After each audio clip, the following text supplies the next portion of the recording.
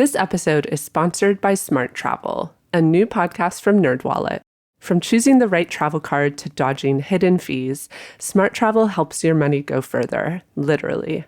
They cover all things travel finance, like how a travel advisor can get you perks you didn't know existed, and which flight deals are actual deals, and which are clickbait. Travel smarter and spend less with help from NerdWallet. Follow Smart Travel wherever you get your podcasts. This is a Voyescape podcast. You can find all of our travel podcasts from around the world at voyescape.com. When I first started backpacking at the barely ripe age of 19, I didn't think very much about where my money was going. If I'm completely honest, my main goal as I traveled was to spend as little money as possible. A lot has changed since then. Over the years, I've become more and more aware of how powerful a tool our tourism dollars are for supporting positive change in the communities that we visit. There's a lot of direct ways to support communities, like booking locally owned accommodation and hiring local and Indigenous guides. But beyond what we do as individual tourists, there are ways that businesses we visit can support local communities too. Today, we're unpacking a program that's being used on Vancouver Island to support Indigenous sovereignty and stewardship. It's called the Tribal Parks Allies program, an initiative created by the Claoquiat First Nation. These are the people who've long lived in the Tofino region of the island. These days, you might know Tofino as a very popular tourist spot that's known for its beaches, its wildlife, surfing, and hiking. The Tribal Parks Allies program aims to tap into this tourism by inviting local businesses, from coffee shops to beach resorts and air travel, to become Indigenous allies. When they do, they sign an agreement to contribute an ecosystem service fee and commit to respectful and reciprocal tourism. Not only is this a step towards reconciliation in Canada, but it's making travel to the west coast of so-called Canada more community-oriented and sustainable. Here to chat is Julian Hockin Grant, the Tribal Parks Liaison and co-creator of the Allies program. Welcome to the show, Julian. Pleasure to be here. This is Curious Tourism, the podcast focused on making travel better for people and the planet. I'm Erin Hines, travel writer and content creator, and I'm joined by my producer, Katie Lohr. That is me. And if you enjoy the show, Erin and I would love for you to support it in some way. And it's really easy to do so. First, you can make sure that you're actually subscribed to the show on your favorite podcast app right now. And second, keep an eye out for all the cool stuff that we're posting on the internet, all the cool stuff that Erin's posting on the internet. And if you like any of it, send us an email, or you can review the podcast on Apple Podcasts or Spotify. And on that note, you can also get in touch with us directly on social media or by email. All our contact info is in the show notes. Well, Katie, normally we talk about travel news, but I think we should chat about something else today before we get into our discussion with Julian. Because we had a big weekend together last weekend. We were up at Otter Point Resort, which is one of you and I's favorite places to go in Northern Ontario, especially in the summer. But we were there because you and your partner, Mark, got married and threw a banger of a party up there to celebrate. Thanks. And we have not discussed the party since you have gotten home yet, so I'm excited to talk about it. But first of all, thank you for calling it a banger. I worked very hard to put it together. It showed the details. So just so everyone knows, this was a camping-themed party. Yeah, retro, late 70s, early 80s summer camp theme. So the idea was that it was going to encapsulate what it felt to go to camp when you were a youngin', so when we were young kids, so we were all in the outfits, but then Katie and Mark obviously put so much effort into all these details. When we arrived, we got these cute caps that had a little badge that said Camp Laurelin on them. There was retro camp setups all over the place, retro camp games. It was just very thoughtful, and you really captured the essence of camping back in the day. It was so fun. I can't believe how much we did. Mark and I are the type of people that have like big visions and a lot of delusion to like try and execute them all. And luckily we also had my parents who helped a bunch. Like we made this sort of classic camp sign that usually you see at like the beginning of like a hiking trail or something like that has the map of the trail and like some information. So we made one of those like fully. That was actually a vision of mine. And then all of a sudden my dad was like, surprise, I made one. Like, okay, great. And then we actually gave it back to, didn't give it back. We gave it to Otter Point Resort to keep. Okay, I was gonna ask what you ended up doing with it. What are they gonna do with it? They just were like so grateful and so excited. The owners of Otter Point Resort are the best humans of all time. Yeah, and they were really stoked. So they were like, we're like, do you want it? They're like, oh my God, yes. You know what they could do? They could like put it somewhere like sort of at the entrance with like a map of Otter Point. We also created like our own version of a map of the property. Yeah. So people knew where like the bathrooms were and where camping and all that stuff was. And we gave it to them too because they were like, this is so cool. It was cool. How did you make that? Our friend Brad is a graphic designer. Oh, right. And then I went onto Pinterest and saw just like a bunch of Wes Anderson style map designs. And then I drew it on my own and was like, here are all the things that I want. And then Brad just made it for me. He also made like our camp logo. He did all the graphic design stuff. Yeah. Very cool. Yeah. We went all out. So what were your top 3 highlights from the day? Okay. Top 3 highlights. I mean, number 1, Mark and I were spiraling like the week before because we were like 90% sure it was going to thunderstorm the entire time. The entire party was outdoors. So if it was going to thunderstorm, we were like, great. Because we also had a live band, which was us. And we were like, we don't want it to thunderstorm on like the equipment, all this rental gear we have, and on all of our guests. It only rained for, I don't know, 20 minutes. It was pretty hard, but we had a tent. So, and then there was a beautiful sunset afterwards. So yeah. But it also kind of rained like at the right moment because it rained right as we were starting dinner. So we were all in the tent anyways. Yeah. Yeah. So we had rain that was not too bad, which was definitely a highlight. And then honestly, like there were some really nice times that I had with Mark's siblings too that I was really excited about. Our one brother-in-law was like mind blown by the band. He's been with our sister for 18 years and has never seen Mark do a show before and was like losing his mind. So that was one of the things I was so excited for was like so many of our friends haven't seen Mark perform or like any of his bandmates. So I was really excited for that because I thought, he crushed it. He did. So did you. Swooning. And then there was just so many good times. I was just loving how everybody was just vibing and like having a nice time. Everybody was so sweet and nice. And it was just overall like a really great vibe. Our bartenders were really into it. Like we're sending them a big tip because they were great. Yeah, they really were. It's hard to point out all the highlights. There was just all around good vibes. Let me tell you, the dinner, it came with like a decorative flower, like every dish. And Lucas was like, I think I can eat this flower. Yeah. Which we later confirmed, like, yes, it was edible. But he ate it and he was like, wow, that's like so good. So then he ate like Gabby's flower and then he like looked to the people next to us. I think it was like Soraya and her partner. And he was like, can I eat your flowers? And everyone's just handing the flowers down to Lucas and he's just like throwing them into his mouth. It was so funny.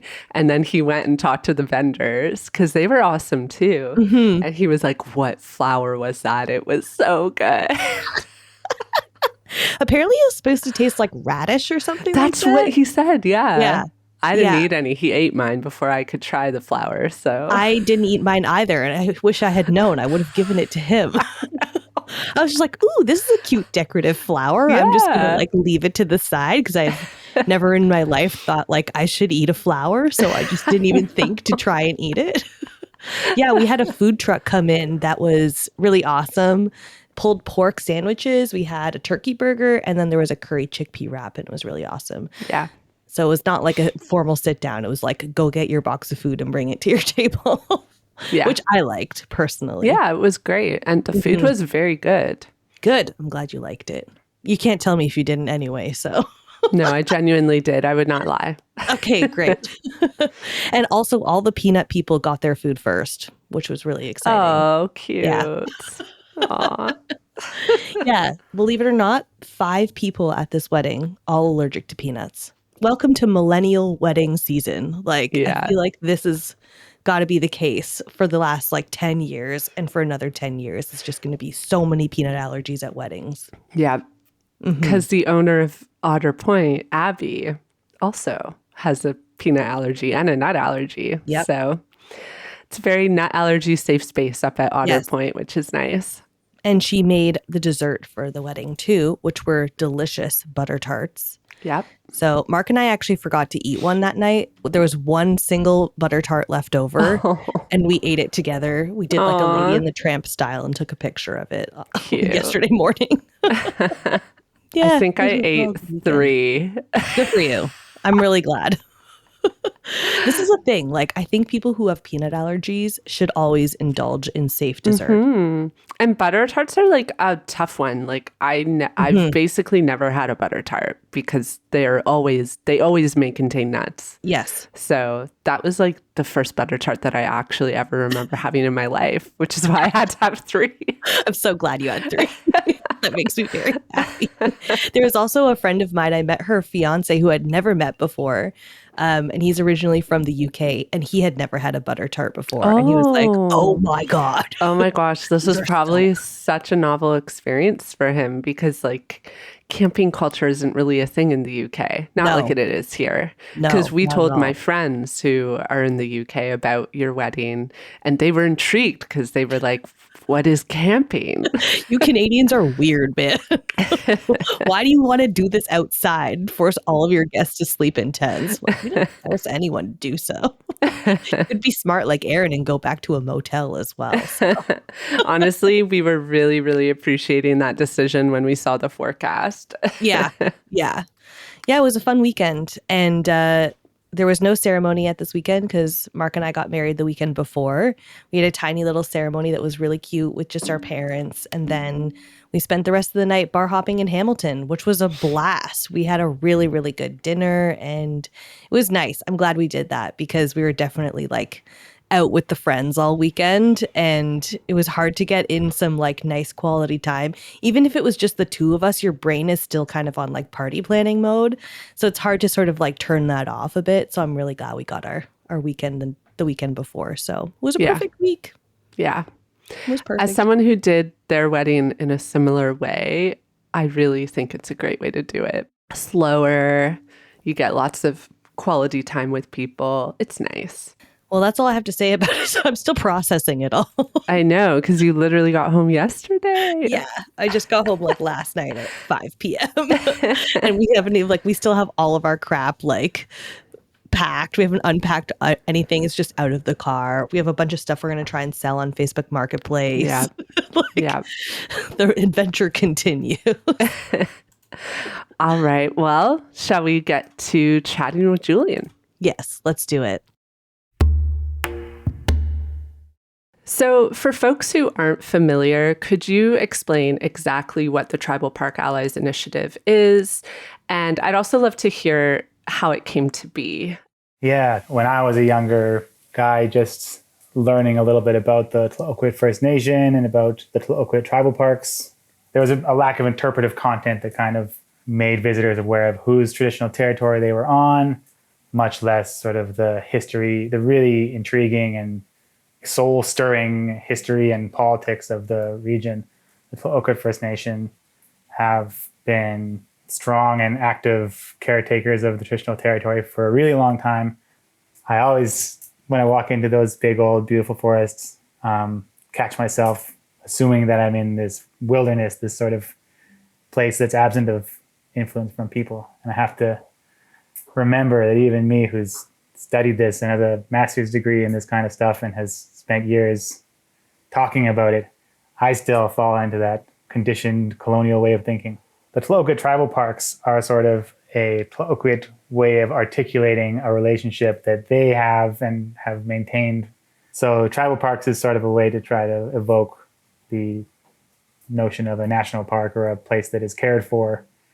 Claoquiat call it the hahuthi of the Claoquiat Hutway, which means like the property or the areas that the hereditary chiefs are responsible for caring for. And unfortunately today, like other places in British Columbia and around the world, there are these huge externalities around tourism. Tourism is not a very equitable industry in Tofino. $600 million gets made, but the population of Claoquiat Sound, which is 50% Indigenous, has some pretty intense poverty, and infrastructure is not where it needs to be to meet the needs of the locals there. And most of that money, economic leakage, I think, is a term that's used in tourism when the money doesn't stay local and doesn't benefit locals. And at the same time, Indigenous people in particular are not benefiting from the revenue that's generated from the exploitation of their traditional territories through tourism. They're also disproportionately impacted by tourism activities. It drives up the cost of living. It makes it really difficult to practice culture without visitors who don't understand what's going on kind of coming up and taking pictures and getting in the middle of it all. Parking is a very fiery political issue in Tofino for all these Indigenous folks who live offshore in their villages or, in float homes or in cabins. There's nowhere to park, and there's paid parking, and there's been nonstop argument between the nation and the district and other players, industry proponents, about parking. That's a really tough issue there. So other industries in British Columbia have pretty clear regulations about what businesses are required to do to engage and consult with First Nations to create impact benefit agreements. This is pretty standard in mining and fisheries and forestry, but it doesn't exist in tourism. It's underregulated. So the Claoquiat Tribal Park Allies program was created to create a market incentive for businesses to do what they should already be doing under UNDRIP and under the Truth and Reconciliation calls to action and under these other legal frameworks and also Claoquiat laws and protocols. But there's no cultural norm of doing that. So it's been a real big mindset change struggle. And we've been doing it since 2018. Mm-hmm. Before we go more into it, I'm also just curious to hear about what the Claoquiat's involvement was in the tourism in Tofino, in the tourism sphere. Were they running businesses or running tours themselves?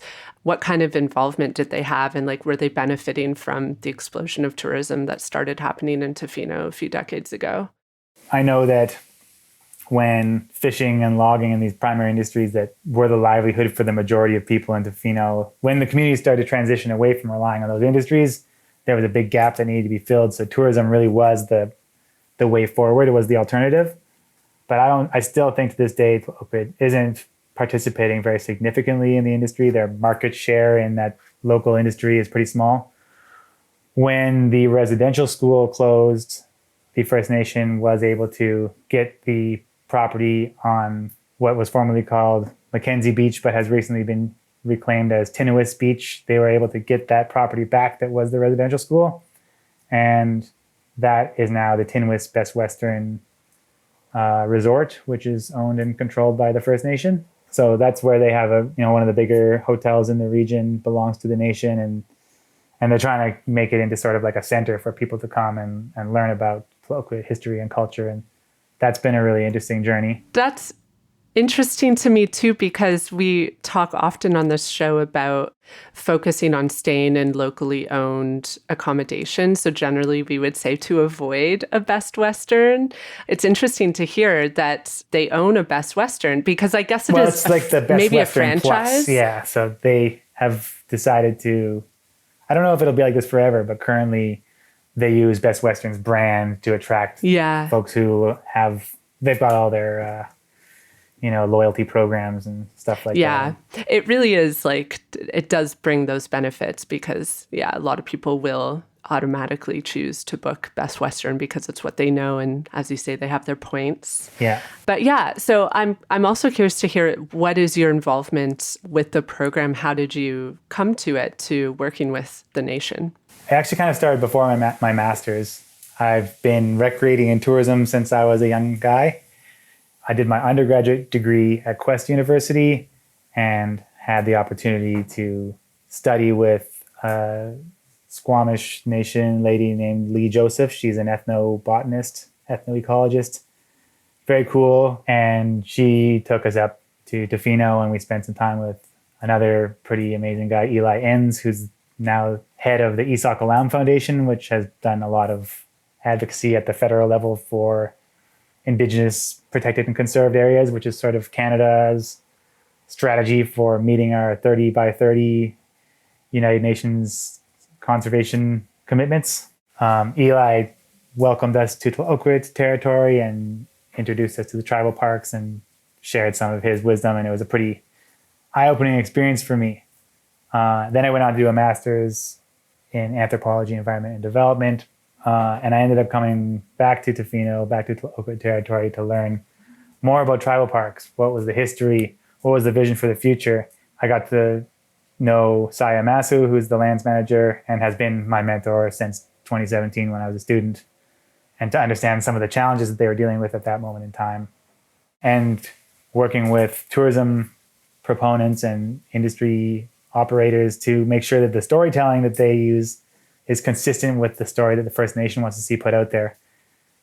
Back then, Tofino was mostly marketed as the wild West Coast wilderness kind of place where people would come out and fish and surf and all this stuff. But then we're getting the Indigenous story, and people were able to come and visit and stay and play and recreate and leave again, never even understanding that they had entered and left this traditional territory, which is pretty sad considering how the customary welcomes used to be there. And so the real challenge they're having is this industry was running roughshod over their aspirations and dreams for the area. There had been an effort for the better part of a decade before I showed up to legislate some kind of fee or to create carbon credits system, but there was really no political will from the district or the DMO or the operators or anybody to support that kind of thing. So at that time, my brother was working for a global gender equity certification standard called EDGE. The idea of a certification standard came from just seeing my brother in that space. So I actually pitched the idea to Saya, and we were able to find a little bit of funding. And Saya and I have been working very closely together ever since. I did a lot of pounding the pavement and knocking on doors. And there's a huge amount of education that goes into, especially in those days, we didn't have an outward-facing brand. So there was a lot of just direct conversations with business owners about why we felt that it was important for them to participate in this program. And now we have a brand and we have a marketing manager and we have a really good relationship with the DMO. When I first pitched the program to their previous director, I got a pretty hard no. The new guy, he's right in there with us, and they give us 1% of the revenue they earn. And they also directly support a lot of our marketing efforts and advocate for us. And we've now got the District of Tofino enclosing our materials in with their business license application documents. So anybody who wants to start a business in Tofino or do business in Tofino, they're going to be seeing us. I should tell you, I learned of this program through the DMO. I spoke with them at a travel conference recently, and they mentioned the Park Allies program. Yeah, they opened a lot of doors for us. That's great. Yeah. That's kind of collaboration that you want to see in the tourism industry. When I first heard about the program, it really made me think about these tourist taxes that can sometimes be controversial. You see a lot of debate about these tourist taxes, especially in Europe, a lot of disgruntled tourists that don't want to pay an extra $5 per day to visit Venice or another over-touristed city. And so that's what first came to mind, which makes me curious, when you first pitched this program, is that how people viewed it? Were they concerned that visitors to the Claoquiat region wouldn't be receptive to paying this tax? Because it is essentially a tax, right? It just gets added to whatever you're purchasing from a business. Yeah, so businesses are asked to voluntarily sign a protocol agreement with the First Nation. Protocols are sort of what we also call them our certification standards. And it's not a hard line. And right at the top of the document, it's a one-page thing. And right at the top it says, This isn't like a legally binding document. This is a shared expression of a intention to kind of walk along a path towards a shared aspiration together. And they include acknowledging the traditional territory of the Claoquiat, acknowledging that you're on their territory, you're doing business on their territory, and telling a story about the region that's consistent with the history and politics and the narrative that the First Nation wants to see put out there in the world. There are other things like reporting poaching or environmental concerns or concerns that you see on the territory to the Claoquiat Tribal Park Guardian Stewardship Program. And then we ask them to collect a 1% fee from their guests and flow it through to the First Nation. We have currently 140 businesses participating. There are 700 business licenses issued in Tofino. I think 400 of them or so are short-term rental, Airbnb type things. And then there are quite a few that are not really tourism facing. And while those businesses are welcome to participate and actually expected to participate, our focus is really on the tourism industry. We worked really closely with the DMO on their website, and they have this really cool map tool that allows people to kind of like look around and turn off these filters for what they're looking for. So if you're looking for a green business, you can flip that on and off, or a UNESCO Biosphere certified business, or a Tribal Park Ally. We agreed to have it set so that the Tribal Park Ally widget is default to turned on. Yeah. So people can turn it off if they want to, but you can look at a map of the region and it's showing the ally businesses. We also have them listed on our website, and there's lots of, every business around town that is an ally is supposed to put up a plaque and stickers and let people know. And we're getting better and better about putting physical things up around town that educate people about the program. The Tribal Park Allies website is where I found the giant list of all of the businesses. And I was like, wow, pretty blown away by just how many were on there. I just wanted to ask this question to you. If you were to plan like a full day trip in the Claoquiat region area with Tribal Park Allies businesses, what would that look like to you? Okay, well, I guess it kind of depends on your budget, but there's a lot of really cool things you can do in Tofino these days. I'm a surfer, and whenever I go to Tofino, that's what I try to get. I could try to get straight into the water. So if you're looking to rent a board, I would probably go straight to Storm Surf Shop there right in the center of town. If you're looking for a kayak, there's Tofino Sea Kayaks right on Main Street, or Paddle West Kayaking. Those two have been longtime allies. And you can rent a kayak from them, and you can paddle across the inlet to the Big Tree Trail, which is ground zero of where the tribal parks became expressed as such. Some of the biggest, most spectacular old growth forest you'll ever see. It's a spectacular opportunity to go there. If you got the budget too, one of the coolest experiences I've ever had was going up into Lemons Inlet, which is sort of right in between the two big arms of Mears Island. And there's a place called the Moon Jelly Bath House, and they've built these wood-fired baths, and they throw a bunch of seaweed in there, and it just turns into this like steamy goo. It's very, very cool. One of the most restorative experiences I ever had. Steamy goo. Yeah. I just pinned all of this. My brother lives in Victoria, and so I try to go once a year, and then we like to go up to Tofino together and treat each other to like experiences like that. So now I know what to bring him to do. That looks so fun. Check it out. You'll feel like a jellyfish by the end.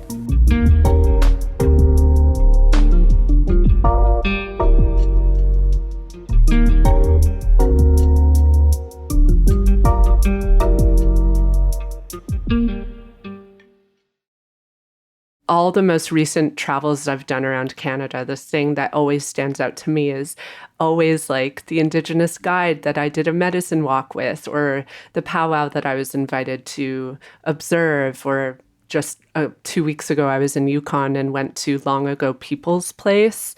They've recreated Southern Shoshone First Nations culture on a piece of land there, and they teach you all about like the history of the nation on that land. And like I tell people I was just in Yukon, and they're like, oh, how was the wildlife and the mountains? And like, of course, that was all incredible. But like, this was the experience that really stood out to me.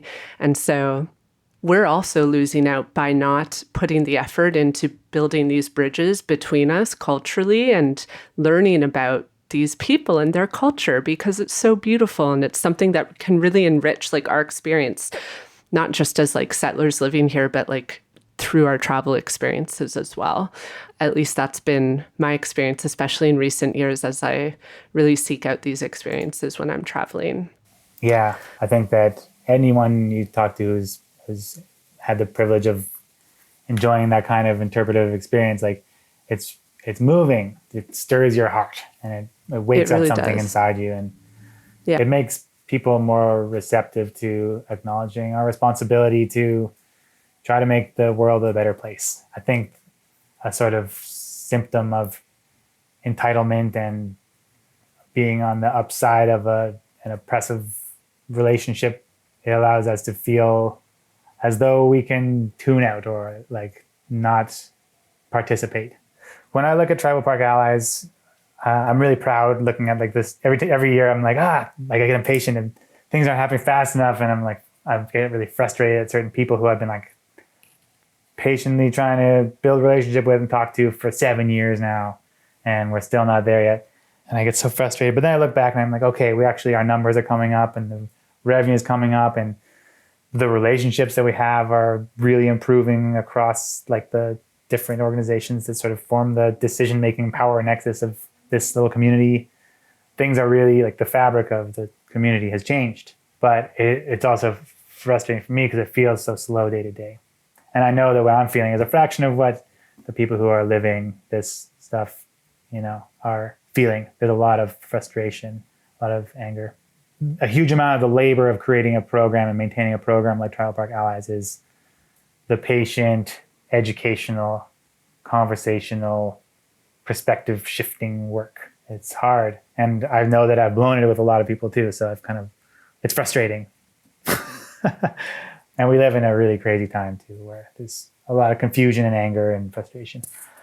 I wanted to talk about Indigenous Tourism British Columbia, which is a not-for-profit organization that works really closely with Destination BC and the Ministry of Tourism, Arts, Culture, and Sport in British Columbia. They have I can't remember what it's called. It's not a memorandum of understanding, but it's some kind of pathway document that they signed with Destination BC, which is a Crown corporation responsible for growing and stewarding tourism in British Columbia, which is a huge industry out here. I don't know if these numbers are to be believed. I think they might be inflated, but Destination BC's numbers say that tourism in British Columbia brought in $18.5 billion in 2024. And that's more than mining, that's more than forestry, it's more than any other industry. It's a huge amount of money for BC. So it is pretty striking that this lack of regulation exists. But Indigenous Tourism BC has asked me to work with them on creating a program called the BC, and we need a better name, but it's the BC First Nations-led Tourism Destination Fund.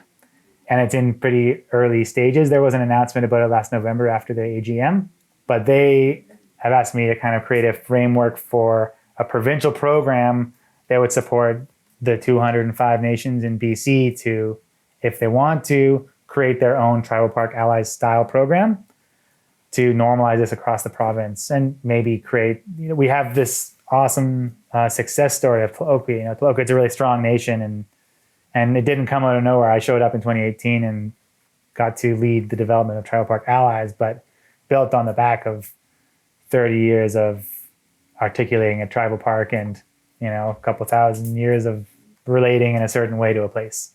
But we're trying to create this program that will support First Nations across BC to articulate their own standards for tourism and fees if they want to do so. And then ITBC would certify these independent nation-led regional programs under a provincial designation. So to sort of multiply the market incentive for businesses to participate. So if a business gets signed up by the nation where they operate, the point is we want to bring businesses together with the nations where they are operating. And the provincial designation is intended to not replace the relationship building between the business and the First Nation, but incentivize it. Try to indigenize province-wide destination marketing and create that alignment between destination marketing organizations, industry operators, and First Nations. I was hoping you would have a vision for expanding this province-wide, maybe nationwide eventually across Canada would be amazing to see.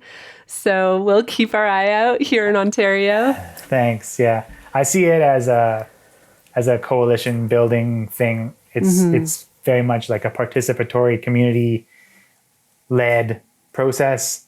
And my hope, my aspiration, my prayer is that it'll be something that can build bridges between people in different jurisdictions and different cultures, and ultimately beyond BC. I think that this can be something that can lay some foundation for building better relationships.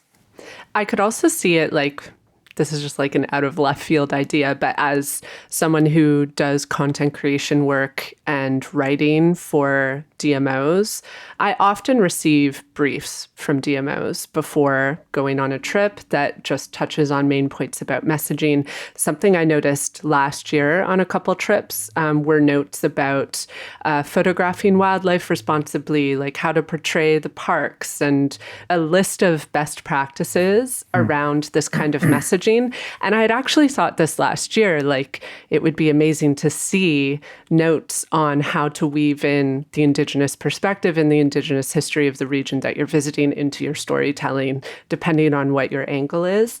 So I don't know, maybe that would like work with Tribal Parks as well as a little extension, like a brief that goes out to every creator that BC brings out, because I haven't worked with BC, but I know people who have, and I'm sure that they are giving out briefs like most DMOs are to the people that they work with. Yeah, that's a cool idea. I'm curious to hear what kind of feedback you've heard from community members just about like the sort of lived experience of the impact of the program. This can be Claoquiat members, but also like the businesses that you're working with. I know you mentioned that like you've had pushback from some businesses who haven't joined yet, but I'm sure there's some positive stories as well. So I'm curious to hear like about the positive benefits and impact that you're seeing and hearing from people so far.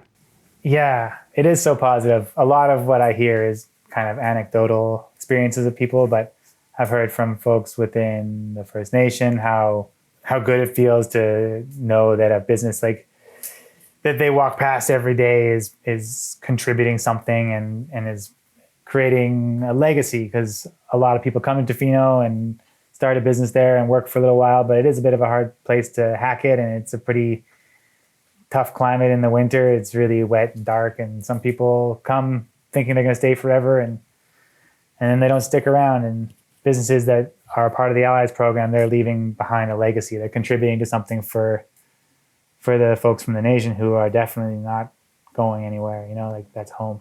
It's pretty beautiful to hear that kind of feedback, and it's pretty gratifying to know that it warms people's hearts that way and softens their relationship to the tourism industry, which I know for a lot of local folks, it's a pretty bittersweet relationship. And last winter, we did a customer satisfaction review kind of survey with our allies.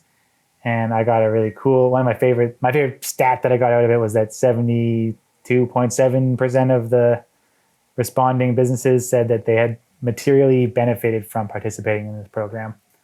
And a lot of the concerns and pushback that we heard in the early days was, oh, this is going to piss off my clients. I don't want to lose competitiveness with other people offering the same kind of service in the community because it's going to push my price up a little bit. I have heard time and time again from businesses who participate in this program that they're getting really positive feedback from their guests.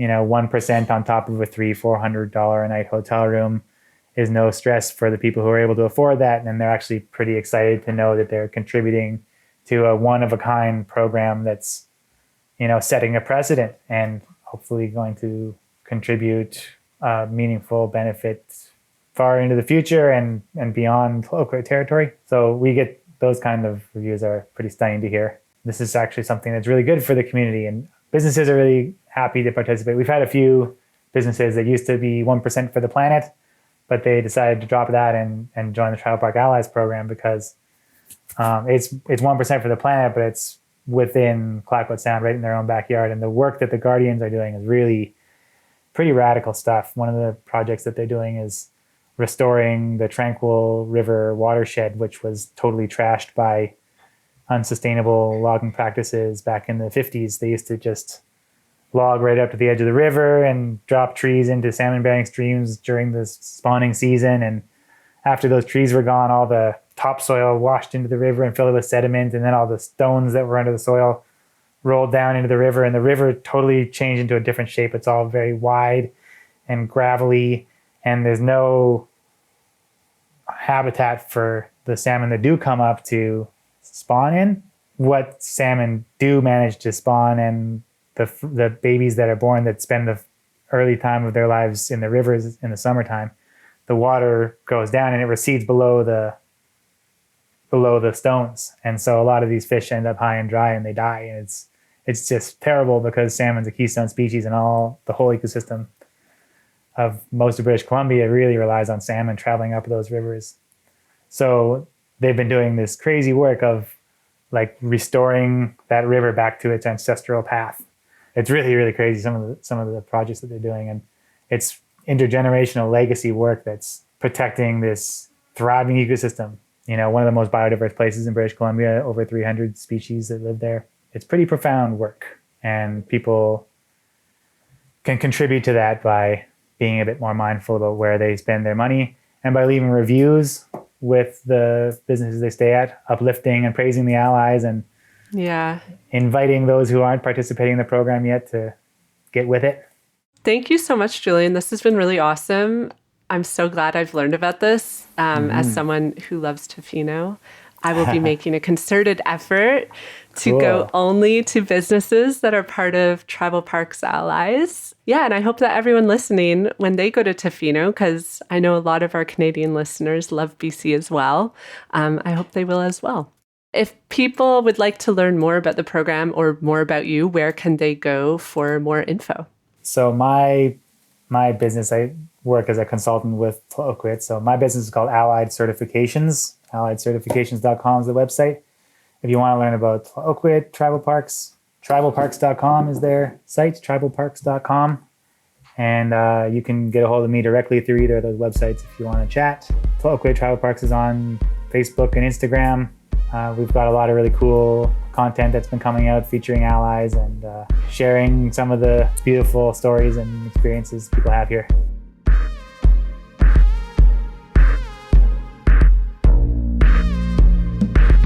Thanks for listening to Curious Tourism. If you enjoyed this episode, don't forget to share it with a fellow traveler.